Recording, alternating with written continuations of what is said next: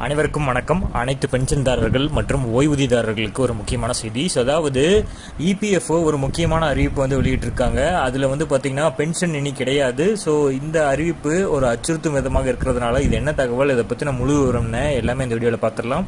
So skip பண்ணாமல் கடைசி வரைக்கும் பாருங்கள். நம்ம சேனலில் சப்ஸ்கிரைப் பண்ணாதவங்க பண்ணி வச்சுங்க. நம்ம சேனலில் சென்ட்ரல் மற்றும் ஸ்டேட் கவர்மெண்ட் சம்பந்தமான ஆல் அப்டேட்ஸ் போட்டுருவோம். அது மட்டும் இல்லாமல் பென்ஷன் சம்பந்தப்பட்ட முக்கியமான அப்டேட்டும் இருக்கும். ஸோ மறக்காமல் சப்ஸ்கிரைப் பண்ணிடுங்க. வாங்க வீடியோக்குள்ள போகலாம். ஃபர்ஸ்ட் ஆஃப் ஆல் பார்த்தீங்கன்னா ஊழியர் வருங்கால வைப்பு நிதி அமைப்பு ஒரு புதிய படிவத்தினை வெளியிட்டுள்ளது. அனைத்து ஓய்வூதியதாரர்களும் இந்த படிவத்தினை ஜூலை 28, 2025க்கு முன்பாக சமர்ப்பிக்க வேண்டும். இல்லையெனில் அவர்களின் ஓய்வூதிய சலுகைகளை இழக்க நேரிடும் என்று சமீபத்தில் பல அறிக்கைகள் வந்தன. இருப்பினும் இவை போலியானவை என்று பின்னர் கண்டறியப்பட்டது.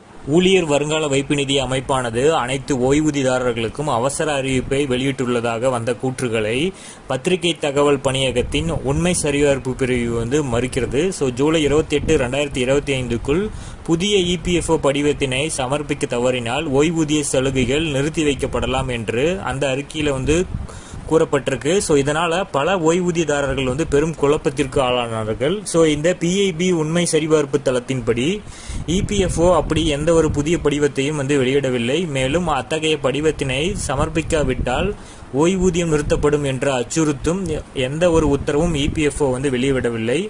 ஊழியர் வருங்கால வைப்பு நிதி அமைப்பு அனைத்து ஓய்வூதியதாரர்களுக்கும் அவசர அறிவிப்பை வெளியிட்டுள்ளதாக கூறப்படுகிறது. அவர்கள் ஜூலை 28, 2025க்குள் தேவையான புதிய இபிஎஃப்ஓ படிவத்தினை சமர்ப்பிக்க தவறினால் அவர்களின் ஓய்வூதிய சலுகைகள் இடைநிறுத்தப்படலாம் என்ற அறிவிப்பு எச்சரித்துள்ளது. ஸோ இந்த கூற்று போலியானது என்று பிஐபி உண்மை சரிபார்ப்பு தளம் எக்ஸ் தளத்தில் அவங்களே பதிவிட்டு இதை ஃபேக் நியூஸ் அப்படிங்கிறத சொல்லியிருக்காங்க.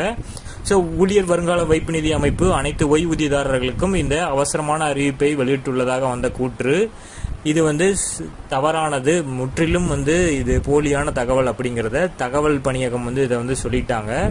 இதனால ஊழியர்கள் மற்றும் ஓய்வூதியதாரர்கள் அச்சமடைய வேண்டாம். இது ஒரு தவறான செய்தி தான்.